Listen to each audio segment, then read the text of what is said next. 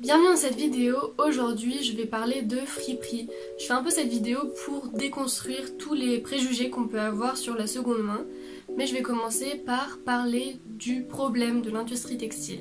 J'ai trouvé des schémas sur internet et du coup je les ai redessinés. Je vais un petit peu expliquer tout ça du coup. Premièrement, la production de fibres et notamment la production de fibres synthétiques. Donc fibres synthétiques, c'est le polyester qui représente 80% des fibres textiles en tout et 50% des vêtements produits. Et en gros, cette fibre synthétique fait des émissions toxiques dans l'eau et dans l'air. Donc ensuite, la production de vêtements. Donc par exemple, pour faire un jean, il faut 7000 à 10 000 litres d'eau, ce qui est équivalent à 285 douches. Après, l'utilisation d'un vêtement pollue aussi un petit peu, notamment quand on fait une machine, ça utilise 40 à 80 litres d'eau. Alors quand je dis que ça utilise de l'eau, ça veut pas dire que après l'eau elle est plus là, ça veut dire que l'eau en fait elle est polluée. Et du coup la phase qui pollue le plus dans l'industrie textile, c'est après l'utilisation, quand on met les vêtements à la poubelle et quand ils sont brûlés. L'industrie textile émet 1,7 milliard de tonnes de CO2 par an, ce qui est déjà colossal, et en plus c'est l'émission des avions plus l'émission des bateaux réunis. Bref, maintenant que j'ai parlé du problème, je vais parler des solutions, de ce que nous on peut faire au quotidien, parce que bon, on peut pas faire fermer une usine, c'est pas trop possible, mais on peut changer notre façon de s'habiller. Donc c'est pour ça que je vais parler de la seconde main et des friperies. Quand on s'habille en friperie, ça prend souvent plus de temps parce que il faut chercher, et il faut savoir que quand on va en friperie, il y a des fois où on va trouver plein de choses mais on va pas tout acheter, et il y a des fois où on va rien trouver et on va rien acheter.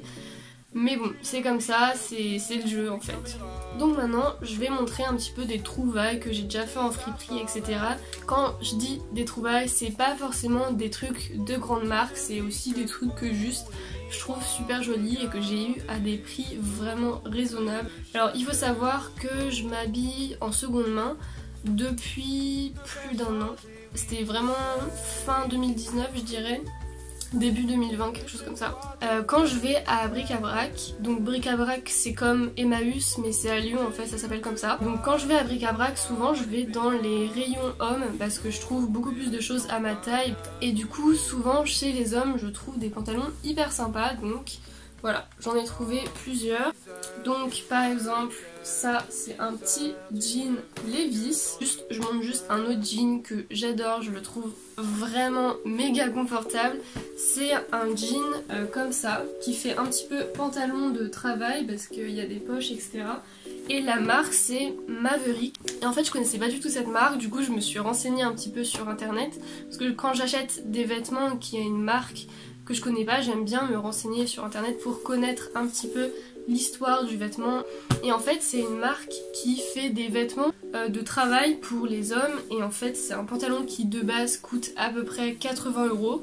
Et pareil, du coup je l'ai eu à 5 €. Après, pour trouver des trucs de marque, il faut quand même pas mal chercher, ou alors faut vraiment avoir un coup de chance. J'ai un polo Lacoste avec le croco, il est blanc. Alors celui-là je l'ai pas acheté à Bric-à-Brac ni Emmaüs, je l'ai acheté justement dans une friperie qui fait déjà une présélection. En fait c'est un showroom à Lyon qui est vers Hôtel de Ville, qui s'appelle Bon Fripe Bon Genre. Et en fait tu peux amener tes vêtements là-bas, juste tu les donnes, eux ils font le tri et ils les revendent. Et franchement j'ai trouvé des trucs vraiment super, dont ce polo. Ensuite j'ai trouvé aussi ce gilet jaune, ce cardigan jaune.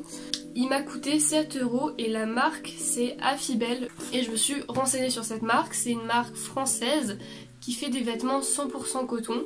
Alors après en fripe il y a aussi des marques hyper basiques, hein. Il y a tout ce qui est Primark, Zara, New Yorker, etc. Et par exemple j'ai cette chemise C&A que je trouve vraiment trop cool, enfin j'aime beaucoup le tissu.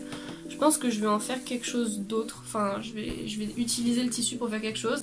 Donc ça c'est une trouvaille que j'ai fait récemment à Bric-à-Brac, c'est un costume, donc tailleur et pantalon pour femmes, que j'ai trouvé. Alors ça faisait hyper longtemps que je voulais un costume, veste, tailleur avec un motif pour les deux, etc.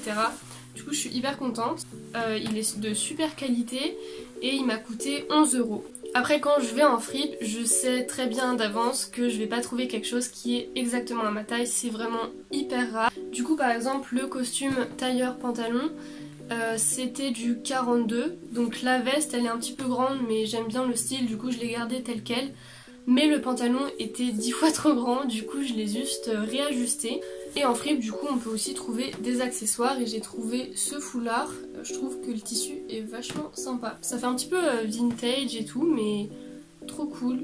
Après pour vraiment faire des super affaires quand il y a des super marques ou des trucs de super qualité, il faut aller en fripe assez souvent parce que il y a constamment des nouveaux vêtements, il y a constamment des vêtements qui sont achetés, il y a constamment des vêtements qui sont apportés.